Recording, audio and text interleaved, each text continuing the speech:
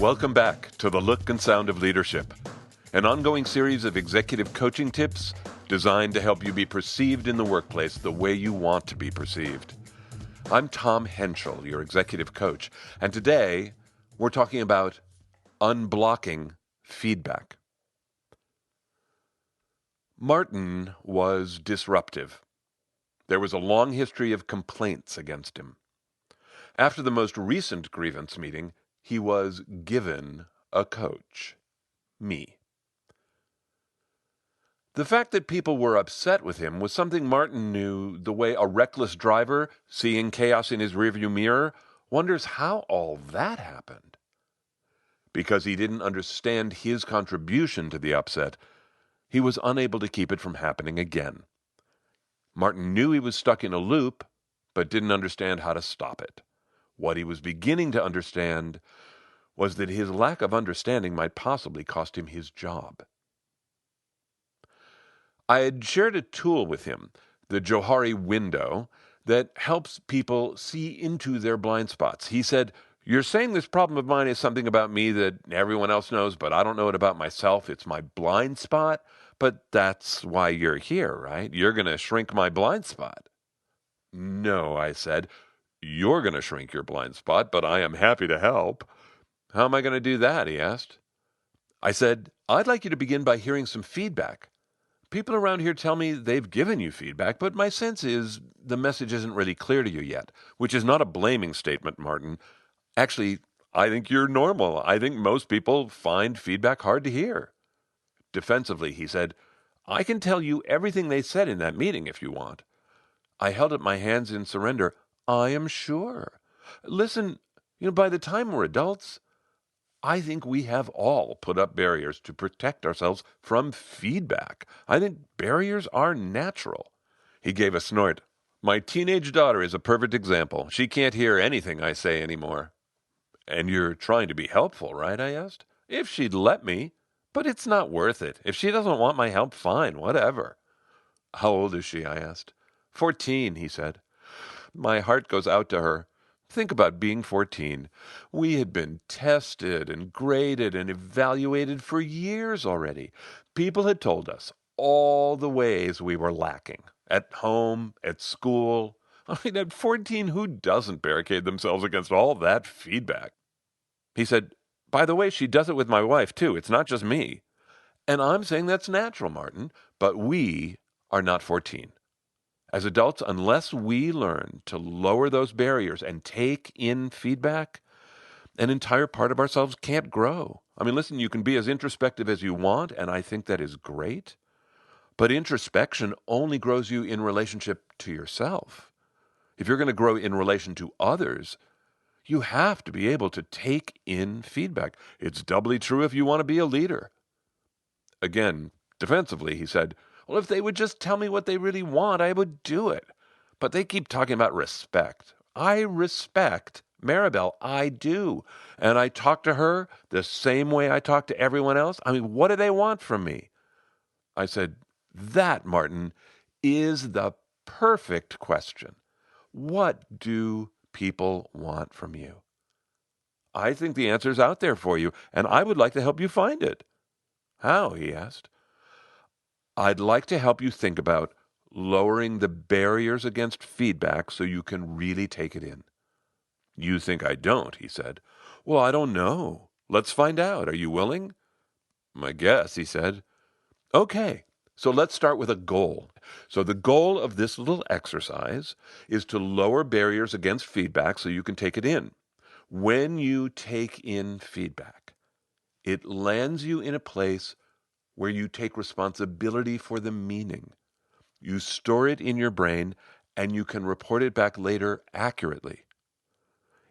You are also in a place where you can be curious. You can clarify. You can ask questions. That's the goal, okay?" "Okay," he said. I said, "You and I are going to talk about two barriers. I think everybody has them, and I think we can all work on lowering both of them." "All right," he said. I said, "These barriers are called them and me." "Two sides of the same coin," he laughed. In this case, for sure. And either one can stop you from taking in feedback. But there are ways to lower them. So let's start with them. I think sometimes you get a piece of feedback from someone and you think, you are going to give me feedback? Are you kidding? What makes you think I would listen to anything you have to say? He laughed. My first wife. Well, there you go. Yeah, I think we all have people like that in our lives, right? But if we don't value the other person, we won't value their feedback. We barricade ourselves against them. Well, with her, damn straight, I wouldn't take any feedback from her, he said, amused. My point exactly, I said. Your them barrier stops you from taking in any feedback your ex might have for you. Well, you don't know her, he said. It's true, I said, but just because you don't like someone doesn't mean their feedback isn't valuable. What if both were true? Well, it'd still be hard to hear from her, he said. What if I said, that is your them barrier talking? You dismiss them, so it's easier to dismiss their feedback. Your them barrier just gave you a great reason for not taking in the feedback. Well, then what am I supposed to do, he asked. Well, first, you have to notice your them barrier. You have to say, whoop, hold on, wait, I am making it all about them instead of what they are telling me. And then, even though you don't like the person, ask a question. Ask them to clarify. Say it back to them and see if they think you're accurate. Oh, we would argue about that for an hour. Well, I'm not suggesting that, I said. But later, by yourself, ask yourself, is it possible I might have contributed to whatever she told me? I mean, could there be a grain of truth there? Suspiciously, he asked, and if there is? I said, then you start to notice where else that pops up in your life. The feedback is out there for you if you can take it in. You make it sound easy. Well, maybe it will be, Martin. I said, can I tell you about the second barrier? The me barrier? The me barrier has two parts. The first part is about truth. Truth with a capital T. Have you ever had someone tell you something about yourself and you just knew they're just wrong? Yeah, he said. Yeah, like when they were talking to me about respect. I really do respect her. I do. They're wrong. I nodded. Martin, that certainty, that feeling that feedback simply isn't true, that is the me barrier talking. The me barrier says, that is not me. That is not true. And once again, instead of taking in the feedback, you have permission to dismiss it. He said, it feels real to me. I agreed the feeling is real, but the message attached to the feeling that there's no truth here, that message is not true. Well, then what can I ever do, he asked. I said, same as with your them barrier. You notice the feeling? When you hear yourself say, I don't do that, recognize it as a predictable barrier. Then ask questions about the feedback. Be curious about the feedback. Take the feedback in, right? He said tentatively. Right, I said. Then I asked him, hey, Martin, can you define that a little for me? What does taking in the feedback mean to you right now? He looked down and then said in an uncertain tone, ask questions about the feedback?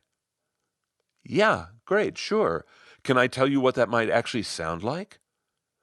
Picture yourself in that meeting, hearing their feedback. They say respect is a problem, and you think, no, it is not. They're wrong.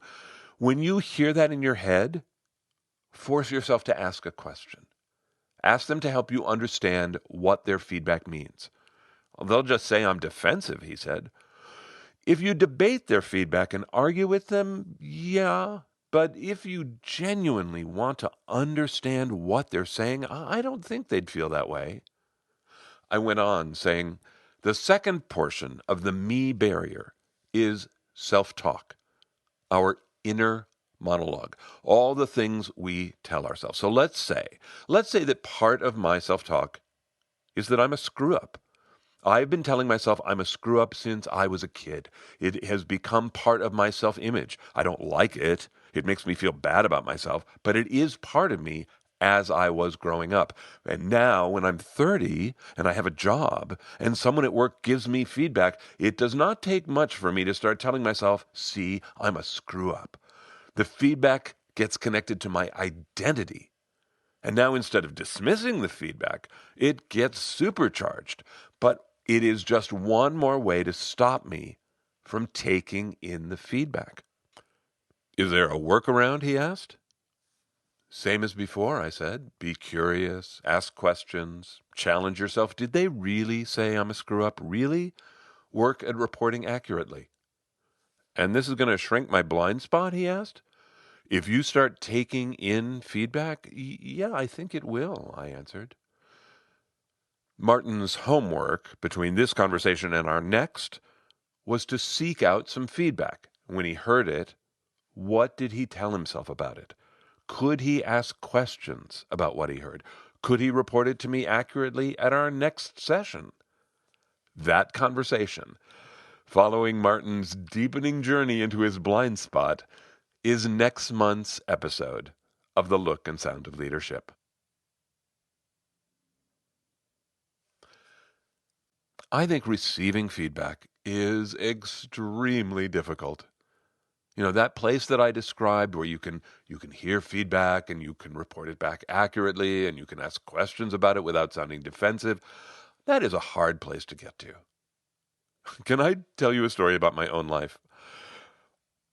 When I was a very young actor, I was just a couple years out of my training program, I had a teeny tiny role in a production of Macbeth at the Ahmanson Theater in Los Angeles. The Ahmanson Theater in those days sat about 3,000 people. That is a lot of tickets to sell 8 performances a week. And what they did in order to fill the seats was they would hire big stars in the leading roles. And for Macbeth, they cast Charlton Heston, who had been a colossus in Hollywood for decades. And as Lady Macbeth, they cast Vanessa Redgrave. A quick little side note that is not part of the story, but it still makes me laugh. Charlton Heston, you may know, was a rabid right-wing conservative. And Vanessa was a raging communist, a real communist. And they were playing Mr. and Mrs. Macbeth, and they did not like each other very much. It was great. But, this story is about feedback because there were a lot of us putting on this play. And when you rehearse a play, as you get closer and closer to bringing in your first audiences, you want to rehearse the play without stopping. But of course, there are lots of things that need fixing. It's a rehearsal. So after each run-through, there are note sessions. What we would do, and this was normal, was all the actors would get out of makeup or costume or whatever was going on and meet in the theater, sit in the empty seats, all together, there's all of us there, and the director would work through pages and pages and pages of notes from the entire run-through. So there we are one night. I'm this young kid with these superstar actors and lots of famous people and lots of us. I mean, man, there were a lot of us. And I got a note one night. Now, my part was so tiny, I usually did not get any notes. But the director called me by name, and I remember this, that when the director called my name, I felt this flush of shame. I had nothing to be ashamed of, by the way, but that's what happened when I got called in public. And he talked to me, and I'm sure I nodded my head, and I'm sure I said, thank you. And here's why I remember this, is because driving home that night, I remember at a stoplight, I remember exactly where I was. At the stoplight, I thought, oh, I don't know what he told me. I never really took it in. I didn't know what he told me. And so I was now, as this young actor, in this horrible dilemma of going back to my director the next day and going, I'm sorry, I didn't hear you. What? Like, would you tell me again? And like, make me look like an idiot. Or I was going to go out on stage and not do his note and look like I was ignoring him. Oh my gosh, right? It was a horrible choice. I did not like that feeling. And I thought, I don't know how to do this better, but I don't want to be like this. Taking in feedback is a lifelong journey. It is not like flipping a light switch. One of the things, by the way, that really helped me learn how to take in feedback has been to be delivering feedback for a living. I have been delivering challenging feedback to people my entire career. As a friend of mine says, we coaches, we often get hired to say the things no one else will say. And that role suits me fine. I'm fine with that. But it does mean I get to witness many, many, many different ways of people processing what might be tough information about themselves. You're not going to be surprised to hear that for some people it's easier to take in than others. But really, here's the good news. And I believe this deeply. Taking in feedback is a skill that everyone can get better at. And that is what the tools in this episode are all about. I hope you will use them. Taking in feedback is a journey.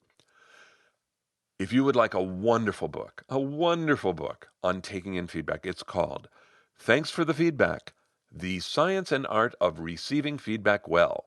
And then they have a little asterisk, and the asterisk down below says, even when the feedback is off base, unfair, poorly delivered, and frankly, you're not in the mood. It's written by two of the people from the Harvard Negotiation Project who wrote Difficult Conversations, another fantastic book. Douglas Stone, Sheila Heen. As you can tell from the title, it's a fun read. They explain their concepts really well, and they have really practical tools. Thanks for the feedback. Another tool to help you think about feedback is the Johari Window. I explained it last month in the Blind Spots episode, February 2021. There's a PDF of the Johari Window if you'd like it. The link is in the show notes. Go help yourself. I've got one more idea that I find really exciting that I would like to tell you about after this month's gratitude. I want to start my gratitude this month for a group of people who I hope you will get to meet someday soon. I've been reaching out to colleagues of mine, mostly coaches, that I have known for years, and I have asked them all, would they design experiences for you, listeners of the podcast? And they have all said yes. So we've all agreed we are going to do them live. Some of them will be long and months long. Some of them will be short, but we're going to have a range of courses and people for you to meet. So, for example, J.B. Adams from Orlando is designing a course on workplace storytelling, and I swear to you, it's going to be like going to business school. It's fantastic. A colleague of mine, Susan Smalley, who is a really insightful and gifted coach, she's going to do her program for women. It is a very meaningful experience. I am so glad she's bringing it to us. And then, I hope you love this, Rachel Verlick. Rachel Verlick is a coach in the Washington, D.C. area. I've known Rachel for a long time, and Rachel is now on a first-name basis with Brené Brown. Now, if that's a new name for you, Brené Brown is a rock star in the personal growth world. Think like Tony Robbins scale of popularity. Brené Brown is a global figure. Well, Brené Brown wrote a bestseller called Dare to Lead. It was for us in the workplace, and it's powerful. Well, after it became a bestseller, Brené Brown decided to create a leadership course. But she wasn't going to teach it herself. But Rachel got trained by Brené Brown, and now Rachel is going to come and do it with all of us. I cannot wait. I am very excited about all the people that you are going to have a chance to learn from. So thanks to them. Also this month, I am grateful to the people who completed the survey. Thank you very much for taking the time to do it. We will draw 2 names, so I'm going to get to talk with 2 more listeners. Watch your email. Might be you.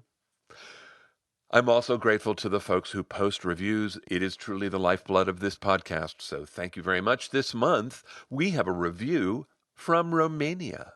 Greetings to you in Romania. Gogoshu, thank you. Welcome to the community, and thank you for your kind words. Here in the U.S., Jason Schimmerhorn and Fortified 1961, thank you both. It is no joke that I am really gratified reading what you write. I am grateful. Thank you. Okay, here's the last idea about receiving feedback. Receiving feedback. I am going to make a guess. As you have been listening to this podcast, I've been talking about the goal of taking in feedback. I've said we're naturally barricaded against feedback. I'm going to guess that you have been picturing feedback as constructive criticism, right? I really set the story up that way. I would be surprised if you didn't think of it that way. But let me introduce something else. What about compliments? How are you about taking in compliments? A lot of people tell me they have trouble taking in compliments, and it has been hard in my life too. But think about it. What is a compliment? Compliment is just feedback, right? Someone tells you where you stand in the pack, and you're standing pretty far forward in that part of the pack. Is that easy to hear for you? Can you really take it in? Do you remember during the episode, I repeatedly coached Martin? I said, look, when you're trying to take in feedback, be curious, ask questions, take responsibility for the meaning, be prepared to repeat it back later. That all sounds really reasonable, right? Doesn't it? How would those same tools sound if you applied them to hearing a compliment? Could you be curious about the compliment? Could you ask questions? Could you take responsibility for the meaning and be prepared to repeat it back later? It's an interesting twist, isn't it? Doesn't it? It changes how you think about it. Anyway, feedback isn't only constructive criticism. If you want ideas to help you on your lifelong journey of development, please head on over to the archive, help yourself. When you're in the archive for things related to this, there is a filter called feedback. I've written a lot about feedback over the years. The archive is on the Essential Communications website. It's essentialcomm.com. It's essentialcomm with two M's.com. When you're there, you could also sort the archive using the filters leadership, managing yourself, perception, how you perceive yourself. It's all related to these ideas of unblocking feedback. 5 episodes that you might look at are getting good feedback, handling feedback effectively, perception is reality. Ooh, perception is reality. Performance reviews and soliciting feedback. To all of you, thank you so much for all your support. Okay, that's it for me. Until next time, I'm Tom Henschel. Thanks so much for listening.